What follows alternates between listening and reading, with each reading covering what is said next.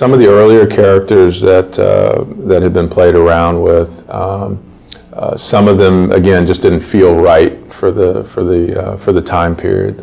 Some of them either felt overdressed or felt too fantasy. A lot of the concepts too got very detailed. There were lots of flowing things, and there was lots of hair, and there was lots of things that if we had to just model it, it probably would have been a little bit tougher to pull it off.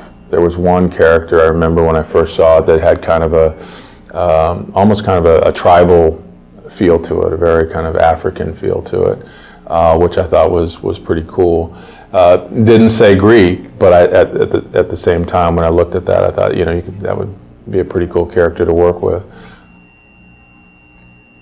We went through images of the lone wolf kind of characters where you might have a hero with a little baby or a dog on his back. So just to kind of give something different, you know, about the character and something that you can kind of relate to. One of the original concepts behind the hero for God of War was to come up with a guy who was, his whole face was encased in a mask, and we thought that going with a mask would be, you know, being able to paint his face in broader strokes so that when you were playing the game, he still had a lot of personality and you could still sort of read that when you saw the mask. But when we actually got it in the game, it ended up feeling very soulless, and it didn't feel like the guy had a personality. That was always one of the big elements that we were dealing with. You know, and it was difficult because, you know, we would often hear, "It's not Greek enough," and we're like, "What does that mean?" I'm using a actual, you know, sometimes because we'd take it right from a Greek, some Greek sources, you know, and it's very Greek. But I think what we really started seeing was, okay, no, it's not. It's not Greek enough according to what the general public knows, and that's kind of what we had to go towards.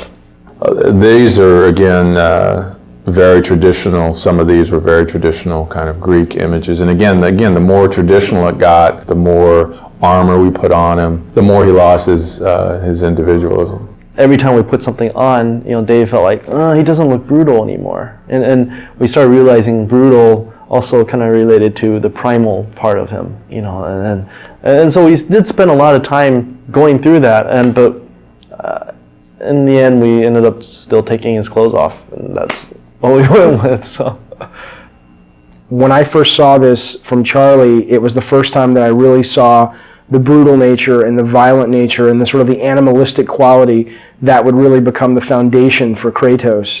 And I think starting to see these images was just like sort of confirmation that this idea could really work, and instead of giving him a traditional sword, going with these sort of chain blades was going to be much more dynamic and fluid and really fun to play with.